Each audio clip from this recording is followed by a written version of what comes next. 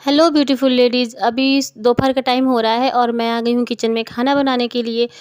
ऋषु भी स्कूल से आ चुका है, अभी उसका एग्ज़ाम चल रहा है तो वो जल्दी चला आता है स्कूल से। तो अभी बाबू और ऋषु दोनों खेल रहे हैं रूम में, तो यहाँ पर मैं फ्री होकर के खाना बना रही हूँ। नहीं तो फिर ऋषु अगर स्कूल में रहता है तो बाबू मेरे साथ रहता है, तो फिर खाना बनाते समय मुझे बार बार देखना पड़ता है उसको। आजकल बाबू ने बाथरूम में जाने की आदत सीख ली है, तो वो जाके बाथरूम में नल ऑन कर देता है और कोई देखता नहीं है, तो फिर डर लगता है कि कहीं चोट वोट लग जाए, फिसल जाए। तो इसलिए अब उस पर ज़्यादा ध्यान देना पड़ता है। खाने में मैं दाल चावल और आलू परवल की सब्ज़ी बना रही हूँ, और मुझे प्याज के पकौड़े खाने का कई दिनों से मन कर रहा था, लेकिन प्याज ख़त्म हो रहे थे। थोड़े से प्याज थे, मतलब ज़्यादा नहीं थे पकौड़ी की बनाने के हिसाब से, तो फिर मैं नहीं बना रही थी। तो कल रात में ये प्याज लेकर के आए थे, तो आज मैंने प्याज काट के सबसे पहले प्याज के पकौड़े बनाए। और ऋषु को पसंद नहीं है प्याज के पकौड़े, तो उसके लिए मैंने आलू के पकौड़े बनाए थे अलग से। तो ये आलू के पकौड़े हैं, तो ऋषु इसको सॉस के साथ खाता है, उसे अच्छा लगता है। बाबू भी 1-2 पीस खा लेता है इसमें से। साथ में मैंने पापड़ भी तल लिया था और धनिया की चटनी भी बनाई थी। मैंने सोचा था हस्बैंड आएंगे तो उनको सरप्राइज़ मिल जाएगा कि इतना कुछ खाने के लिए आज बनाया है इसने, लेकिन उन्होंने ही सरप्राइज़ दे दिया। आज वो आए ही नहीं खाना खाने के लिए और मेरी इतनी सारी मेहनत बेकार गई। मतलब खाना पूरा ऐसे ही रखा रह गया। रात में हमने ये खाना खाया है। पकौड़े तब तक पूरे पानी से हो गए थे, मतलब वैसे नहीं थे, ताज़े रहते तो अच्छे लगते हैं पकौड़े, और प्याज के तो वैसे ही गल से जाते हैं। लेकिन हस्बैंड को ऑफ़िस से ही बाहर जाना था, तो फिर वो बाहर चले गए थे, तो मजबूरी से वो आ नहीं पाए। अब वो भी क्या करते हैं, ऑफ़िस का काम था।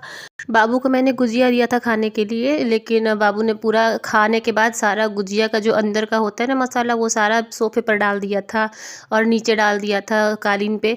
चलने पे ऐसा लग रहा था ना कि रेत लग रही है पैरों में। उसके जो सूजी उसकी होती है ना, वो पूरे सब जगह बिखर गई थी। तो क्योंकि गुजिया में इस बार मैंने बनाया था ना, तो उसमें खोआ कम हो गया था।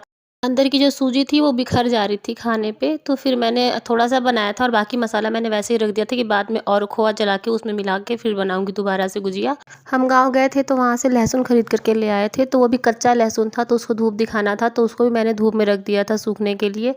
और इस रूम में ये कई दिनों से यही वाली चादर डली हुई थी, तो फिर मैंने चादर चेंज किया इसका। इस रूम में कोई आता-जाता नहीं है, तो चादर जल्दी गंदी नहीं होती है।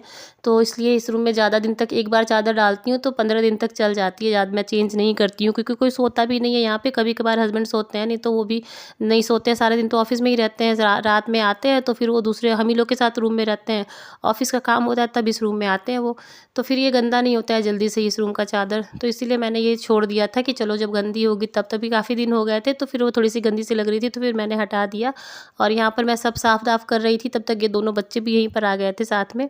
तो ये बाबू अपनी बदमाशी में लग गया था, जो चीज़ देख रहा है वही उठा करके भाग रहा है, लेकर के यहाँ से वहाँ कर रहा था।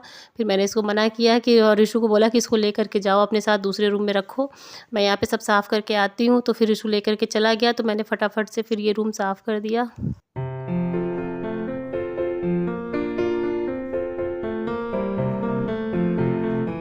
ये ड्रॉयर मैंने मंगवाया था दवाइयाँ और सामान रखने के लिए, लेकिन ये बाबू लेकर के इसके डिब्बे ही खेलते रहता था पूरा दिन। कि जब से आया था तब से इसमें कोई दवाई नहीं रखी थी। फिर मैंने इसको उठाकर टेबल पे रख दिया, तो अब टेबल पे है, तब इसमें सारा सामान रखा हुआ है। नहीं तो ये लेके खेलता ही रहता था पूरा दिन। फिर यहाँ पर शाम हो गई थी और शाम को मैं चली आई थी पूजा करने के लिए। बाबू परेशान था, वो दिया को बार-बार फूँक रहा था। उसे लग रहा था कि ये हैप्पी बर्थडे वाला कैंडल है, तो वो जब भी मैं पूजा करती हूँ ना, तो अगर वो देखता है तो वो आ जाता है फूँकने के लिए। तो फिर वही मैं मना कर रही थी कि नहीं मत फूँको। फिर मैंने पूरे घर में साँझ दिया, और आज की वीडियो बस यहीं तक। अब कल मिलते हैं एक नए वीडियो के साथ। मेरी वीडियो अगर पसंद आए तो प्लीज़ इस पे लाइक करें और कमेंट भी करें।